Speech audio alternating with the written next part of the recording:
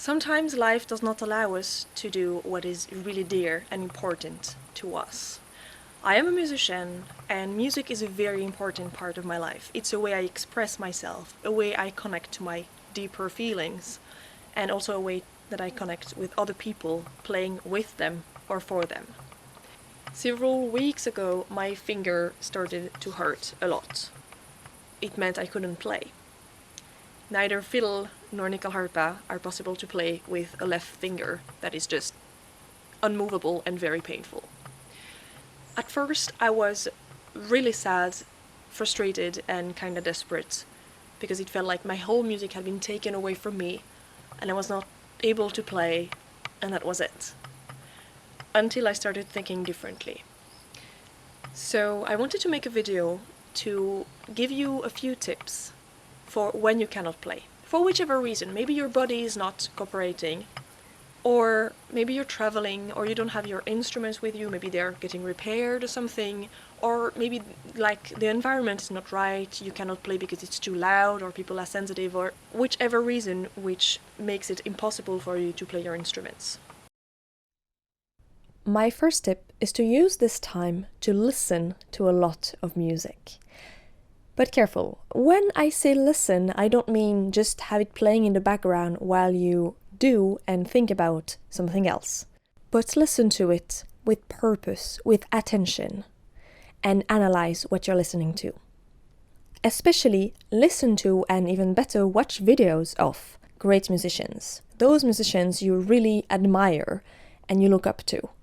It's the perfect moment to study all their little details, attitudes, ways of moving, of shaping their tone, all the technical little things that make their sound so good. Use the slow down function of YouTube to really watch their gestures. There are probably also apps and programs to do that on sound as well, with keeping some quality. And very, very important, get a notebook and write down all these things you've noticed, so that when you will be able to play again, you will know what to practice on, what to aim for. Also, one of the big reasons why we love some tunes, it's because of the way they are arranged. Melody is important, the quality of the player, the musician, is important too, but the arrangement is also a big part of the success of a tune in our emotional circuits, if you want. And this is as valid for bands with several members as for solo music. So listen closely to these tunes that you adore and analyze which instrument is coming in at which moment. Which purpose is it serving? How are the different instruments shaping the energy of the whole tune? What are the dynamics used? Maybe there are some tricks even that are easy to recognize that you might find in several tunes that you like actually, that are very effective, that you really, really like. All this kind of stuff, analyze them and again, write them down. Tip number 2, arrange your music. It doesn't matter if you're gonna perform or record your music or not, but arrange it. It's a very, very good thing to practice, and it gives you better understanding of your music, of your emotional ties to it, and it's a very good exercise for music theory, no matter your level at it. So actually take the time to sit down with a tune that you really like and to think, how am I going to shape the energy of this tune to make it even more beautiful and interesting than it already is by itself? When am I going to play which harmonies? Try to write second voices. And I mean, it doesn't matter if you write it on sheet music or if you write tabs or whichever system that works for you. What is important is to think about structure and shaping the music and the energy and the emotions about it. And of course, all the little things you have written down in my first tip will be very handy. Tip number 3, practice other instruments. If you cannot play your own instruments, your usual ones, it doesn't mean that you cannot play music. It's kind of a good opportunity actually to broaden your abilities about music. So if you cannot play your stringed instrument, like me, well, maybe you can sing. That's actually what I've been doing a lot, practicing my voice, trying to understand it, practicing ornaments. Or the other way around, if you're a singer and you cannot sing, well, maybe you have a guitar, a piano, or another instrument laying around, especially an instrument that you could perhaps later play while you sing, so making your music even richer and more interesting. It doesn't need to be an instrument that you really want to master, but it's always good to expand your abilities and to understand music via other channels. Also, I would very much recommend to all folk musicians especially to dance. Use this time for dancing, because folk music is a lot about dancing, not only, but a big part of it. And dancing creates better links in between your body and your brain, and it also builds practical understanding of what you're playing when you play for dancers.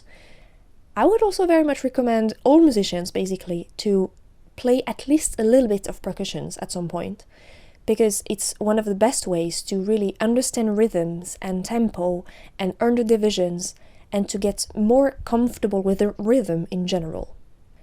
Last but not least, I would say that standing on stage, if you're a performer or planning to become one, is also something that you can practice when you cannot play music. Tip number 4. Do play your instruments, but around or perhaps even with the limitations that you're having. This depends a lot on which instrument is yours, but try to think about this problem you're having that hinders your playing as just a challenge, not just something that stops you from playing, but that makes it just more challenging. For example, for me, I could not use my left hand. So well, I practiced my right hand. I practiced bowing techniques a lot on all my instruments for hours. If the problem is that you cannot make noise, for example, well, there are ways of playing your instrument silently and still practice at least bits and parts of it. It's not exactly like playing, but can be close enough. If you are a singer who uses to sing in different foreign languages, and right now you cannot sing, but you can maybe still learn a bit more about these languages, how to pronounce them, or a bit of the grammar and vocabulary so you understand what you're singing better.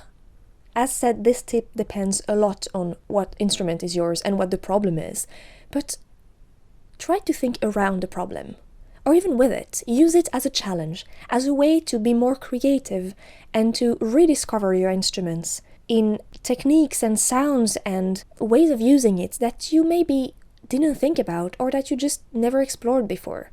There are lots, and playing percussion on the back of a fiddle maybe sounds great. I don't know, I should probably try. So these were my tips to you, fellow musicians.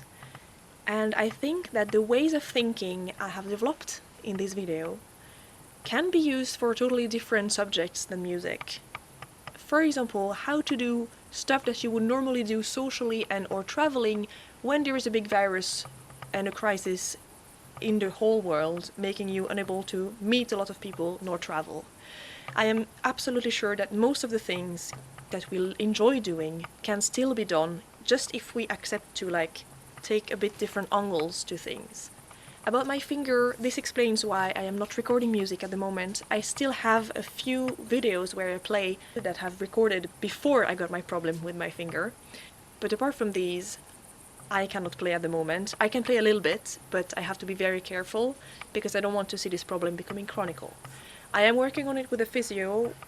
It's getting better, but it's not healed yet, and it's going to be a long process. So please be patient about my absence of music at the moment. I hope you understand. Stay nerdy about the things you love and go on doing them in a way or another. Take care, and I will see you next time. Hej då!